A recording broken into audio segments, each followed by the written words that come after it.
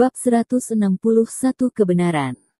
Wajah Gary sangat mirip dengan wajah ayah Gabriel waktu muda. Kita bisa mulai cari tahu dari sana, keluar dari desa, Devan memberikan saran. Clover malah melihat Devan, pria tua itu berkata, ayahmu tahu apa tadi? Devan mengerutkan alisnya, dia memegang pipi Clover dan menjelaskan dengan sabar, aku merasa yang dia tahu tidak banyak. Tetapi, pasti ada sedikit. Kemarin di sana aku pernah memaksanya, dia tidak mau bicara. Mendengar itu, bahu Clover turun ke bawah, merasa sedikit tidak bertenaga. Yang Clover benar-benar tidak bisa terima adalah ibunya pernah diperkosa. Clover merasa tidak bisa terima kalau dia dilahirkan karena pemerkosaan. Jangan pikir terlalu banyak, aku merasa apa yang dikatakan wanita tua itu bukan yang sebenarnya.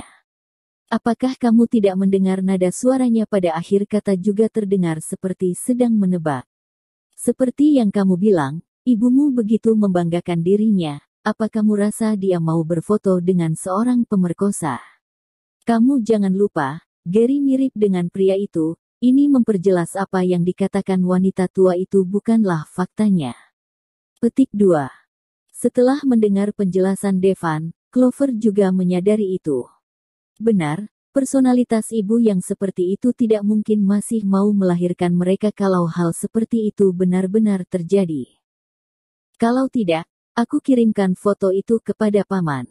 Biar paman tanya kakek dan nenekku apakah pria itu adalah tentara.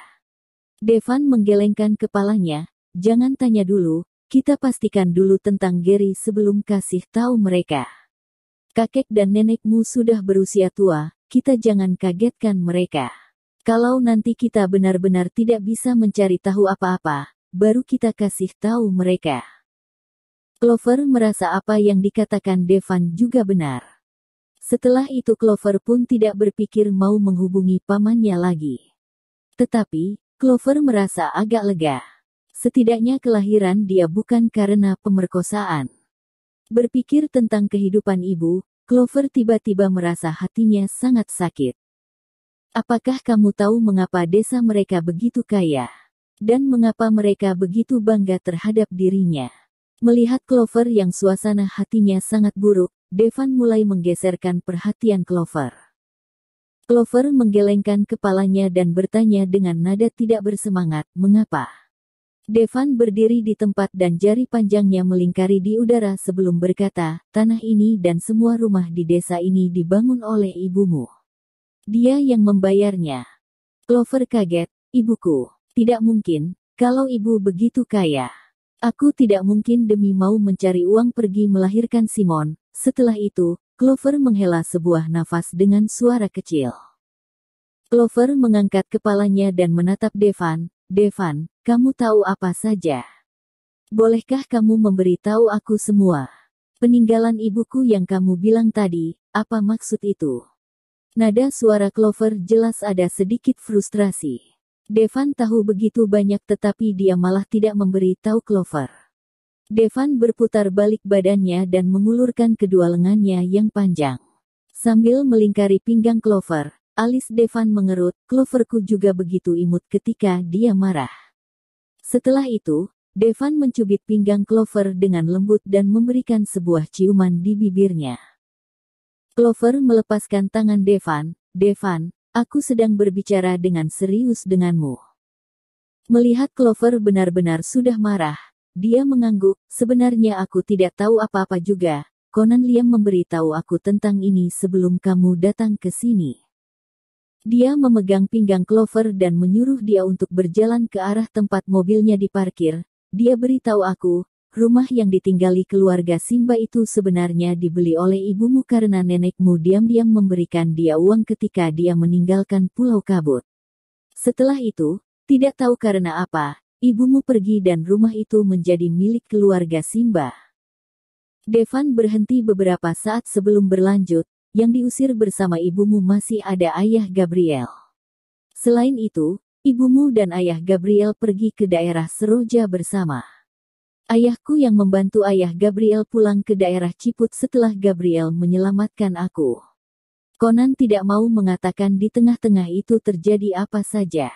Aku juga benar-benar tidak tahu. Tetapi, rumah yang ditinggali keluarga Simba itu sepertinya masih milik ibumu. Aku juga hanya sekedar mengetes pria tua itu tadi. Di jalan pulang, Clover hanya menyandar di tubuh Devan dan tidak berkata apapun. Dia sedang mencerna masalah-masalah yang terjadi tadi. Suasana di dalam mobil sangat tertekan. Dylan disuruh berada di dalam mobil saja oleh Devan. Jadi dia juga tidak tahu apa yang terjadi. Melihat ekspresi Clover yang tidak bagus, dia juga tidak berani bertanya. Setelah sampai rumah, langit sudah hitam. Clover yang sedang bersuasana hati buruk pun melupakan perjanjian dengan Mohan tadi. Setelah mandi sebentar, Clover langsung berbaring di tempat tidur.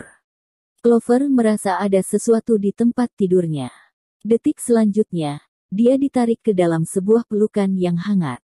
Tubuh Clover terasa tegang. Dia tidak berkata apa-apa dan terus diam. Setelah beberapa saat, Devan berdiri. Clover menarik tangannya dan bertanya, "Kamu mau kemana?" Devan menatap ke tangannya yang ditahan oleh Clover. Dia melepaskan pegangan Clover dan mencubit pipi Clover dengan kasih sayang. "Aku menyuruh orang masak tadi. Aku akan membawa makanannya datang sekarang." Setelah itu, Devan berjalan keluar. Ketika Devan masuk lagi, posisi Clover tetap sama dengan tadi. Devan meletakkan nampan dan duduk di samping Clover. 2 lauk dan 1 sup yang sederhana itu adalah makanan kesukaan Clover. Clover sebenarnya tidak begitu lapar, tetapi Devan terus mengawasinya dan dia tidak mau membuat Devan risau. Jadi Clover tetap mengambil sumpit dan mulai makan. Setelah itu, Clover melihat kepada Devan, Kamu tidak makan juga pada siang dan malam tadi." Tatapan Devan yang menatap Clover mendalam.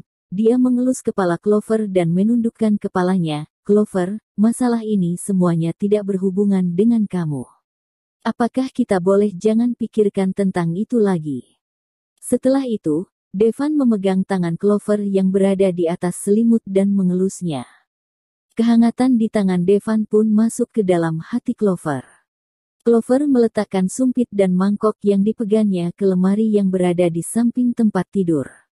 Dia mengulurkan tangannya dan melingkari pinggang Devan, alisnya agak mengerut. "Devan, apakah kamu akan tetap menyukaiku tidak peduli mengapa aku dilahirkan dan siapa ayahku?" "Tentu saja." Tatapan Clover bergerak. "Apakah kamu sudah tahu semua ini dari awal? Makanya kamu tidak setuju aku pergi cari mereka." Pada saat itu, Clover baru mengerti mengapa Devan bisa berkata seperti itu kepadanya pada siang tadi. Yang lucu adalah Clover malah salah paham dengan maksudnya. Devan tidak menjawabnya. Dia hanya memberikan Devan sebuah ciuman di mulut. "Conan tidak berharap kamu tahu hal ini." Dia bilang, "Ibumu tidak pernah memberitahu dia siapa ayahmu dalam waktu bertahun-tahun ini." Kepala Clover menunduk ke bawah dan dia tidak berkata apa-apa lagi. Karena itu, suasana sunyi di dalam kamar membuat orang merasa tertekan. Devan mengulurkan tangannya dan mengelus kepala Clover. Setelah sangat lama, dia memegang pipi Clover dan mengangkat kepala Clover agar mereka bisa saling menatap. Kedua mata Devan berisi dengan keseriusan. "Clover, lupakan semua ini. Yang aku pedulikan hanya kamu adalah Clover." Nada suara Devan menjadi agak berat. Setelah berkata, Devan menatap Clover dengan erat. "Jangan buat aku bilang kata-kata yang sama untuk kedua kali." Clover ingin berkata, tetapi Devan tiba-tiba berdiri dan mulai membuka bajunya. Clover mengosok matanya dan memastikan dirinya tidak salah melihat. Sampai Devan menekan tubuhnya, darah panas Clover naik ke kepalanya. "Kamu sedang apa? Membuatmu senang?"